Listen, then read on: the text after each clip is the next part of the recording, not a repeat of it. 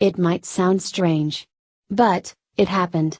Few cases in the history has succeeded into changing the course of law. Nanavati murder case is one of them. It not only made the nation sit up and take notice, it changed the process of trial as well. A dignified affair at hand, Agatha Christie might have called it, had she written the story. But, this is not a work of fiction. It is a glaring reality. The event unfolded in the year of 1959's Mumbai. People called it Bombay then. Kawasman Nanavati, a 34-year-old promising naval officer, had everything going for him. A bright career ahead, a lovely wife, 3 loving children and friends in high places. His was a predictable future. However, fate had another plan, a very unpredictable one. Kawas, due to his professional issues, lived away from his family.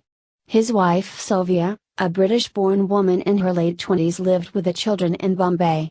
Long absence of the husband drove her to loneliness. Eventually this loneliness resulted in a torrid affair with Prema Ahuja, a close friend of Nanavati. The affair seemed to have a lot to offer.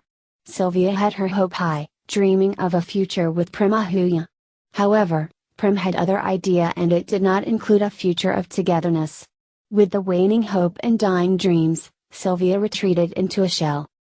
On 27th of April 1959, Nanavati came home to find his lovely wife detached. Her aloofness did not go unnoticed. Nanavati demanded an explanation. Driven by sorrow, Sylvia confessed. She admitted her desire to divorce Nanavati and marry Ahuja. She also expressed her doubt over Prem's intention of marrying her. Nanavati took his family to a movie, but he did not go inside. Instead, he left them at the theater and went looking for his longtime friend Prema Ahuja. However, he made one stop on the way. He went back to his cruiser where he kept his service pistol. Ahuja, unknown to the fate approaching him, faced his friend wearing a towel. Nanavati demanded to know whether Ahuja would marry Sylvia and take care of the children. Instead of an answer, Ahuja asked a question of his own which sealed his fate by earning 3 bullets. "Will I marry every woman I sleep with?" Nanavati walked out of the apartment with his usual composure. He stopped at the gate to have a small chat with the gatekeeper. He confessed his crime and moved away. Later he gave himself up to the law enforcement. This should have been an open and shut case. It should not have caught attention of the entire nation. We should not have been discussing the case 57 years later. But, Nanavati murder case rose from a nondescriptive murder case to a history-changing tale of a man's journey. Nanavati murder case is the last of jury trial in Indian history. After the verdict, Indian government abolished the process of jury trial forever. Was this a crime of passion? Had Nanavati killed Ahuja in the heat of the moment?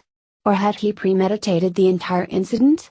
These were the questions echoed in the streets of Bombay during the trial. The fact that Nanavati had been an honest man loyal to his wife made him a people's favorite. While Ahuja gained little respect for his playboy lifestyle. It was a man fighting for the honor of his family against a man who tainted not only a friendship, but ruined a family too. The case gained enough limelight to be an unbiased one. No one questioned Nanavati's innocence. It was apparent that he killed Ahuja. The question was in what manner. Nanavati's defense was that Ahuja went after the pistol and got himself shot. The photographs of the crime scene shows that Ahuja lay dead still wrapped in his towel. This waved off any claim of physical dispute. The state charged him guilty of murder. He was sentenced to life imprisonment or death. Nanavati, being a Parsi, had the powerful Parsi support behind him. His case, by then a national news, began in front of a jury panel of 9 men. The verdict surprised everyone. It was 8-1. Nanavati was acquitted of murder. The case was referred to High Court. Again Nanavati was sentenced to life imprisonment. He retried his luck in Supreme Court.